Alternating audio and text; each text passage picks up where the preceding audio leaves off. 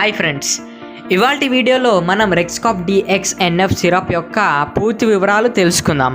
అయితే తెలుసుకోబోయే ముందు మీకు కనుక నా ఎక్స్ప్లెనేషన్ నచ్చితే తప్పకుండా మన ఛానల్ని సబ్స్క్రైబ్ చేసుకోవడం మాత్రం మర్చిపోవద్దు. అలాగే పక్కనే ఉన్న బెల్ ఐకాన్ని మాత్రం క్లిక్ చేయడం కూడా మర్చిపోవద్దు. సరే, అయితే అసలు టాపిక్లోకి వచ్చేద్దాం. రెక్స్కాఫ్ DX దీనిని సిప్లా ఫార్మాక్యూటికల్స్ వారు మ్యానుఫ్యాక్చరింగ్ చేస్తున్నారు. ఇందులో ముఖ్యంగా 2 డ్రగ్స్ని యూజ్ చేశారు.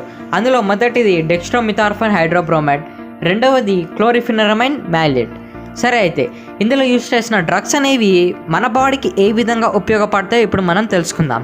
అవే యూజెస్ ముఖ్యంగా ఇందులో ఉన్న డెక్స్ట్రోమిథార్ఫన్ హైడ్రోబ్రోమైడ్ అనేది ఒక యాంటీటసివ్ సిరప్ లాగా పనిచేయడం జరుగుతుంది. ఇక్కడ యాంటీటసివ్ అంటే కాఫ్ని తగ్గించే విధంగా పనిచేస్తుంది. ఈ కాఫ్ అనేది ముఖ్యంగా మనకి కోల్డ్ వల్ల కావచ్చు, లేదంటే ఎలర్జీస్ వల్ల కూడా కావచ్చు. సో ఈ రీజన్స్ వల్ల కలిగే కాఫ్ని ఇది తగ్గించడం జరుగుతుంది. సో ఇప్పుడు మనం రెండో డ్రగ్ యొక్క యూజెస్ గురించి తెలుసుకుందాం. క్లోరిఫెనరమైన్ మ్యాలేట్. ఈ డ్రగ్ వచ్చేసి ముఖ్యంగా ఒక యాంటీ ఎలర్జిక్ లాగాను అలాగే యాంటీ హిస్టమైన్ లాగా కూడా పనిచేయడం జరుగుతుంది. ఇది యాంటీ ఎలర్జిక్గా ఉండడం వలన మన ఐస్లో నుంచి వచ్చే వాటర్ని అలాగే రెడ్డి ఐస్లో జరిగే ఇచ్చింగ్ని ఈ డ్రగ్ అనేది తగ్గించడం జరుగుతుంది. అలాగే నోస్లో జరిగే ఇచ్చింగ్ కావచ్చు, లేదంటే నోస్లో నుంచి వచ్చే వాటర్ని కూడా ఇది తగ్గించడం జరుగుతుంది. ఇంకొకటి ఏంటంటే థ్రోట్లో కూడా ఇచ్చింగ్ ఉంటుంది కదా కొంతమందికి. అయితే ఈ సిరప్ని తాగడం వలన ఈ థ్రోట్ ఇన్ఫెక్షన్ నుంచి కూడా తప్పించుకోవచ్చు.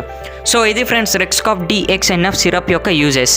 మరి ఈ సిరప్ యొక్క సైడ్ ఎఫెక్ట్స్ కూడా ఉంటాయి కదా. అయితే ముఖ్యంగా ఈ సైడ్ ఎఫెక్ట్స్ అనేవి కొంతమందిలో జరిగే రియాక్షన్స్ వల్ల మాత్రమే తరచుగా కనపడుతూ ఉంటాయి.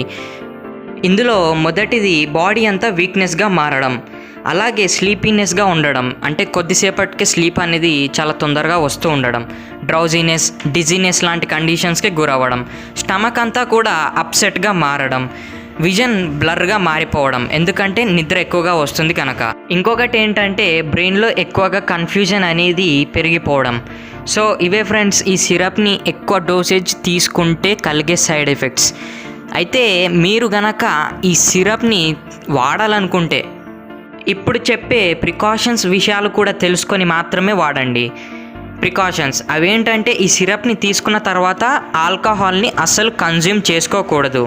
ఇంకొకటి, ఈ సిరప్ని వాడే ముందు మీకు కనుక ముందు నుండే లివర్ డిసీజెస్ కావచ్చు, లేదంటే కిడ్నీ డిసీజెస్ కావచ్చు, ఇలాంటి డిసీజెస్తో బాధపడుతూ ఏవైనా మెడికేషన్స్ వాడుతున్నట్లయితే తప్పకుండా డాక్టర్ని సంప్రదించి ఈ సిరప్ని ఏ విధంగా వాడాలో తెలుసుకొని వాడితే చాలా బెటర్ ఫ్రెండ్స్.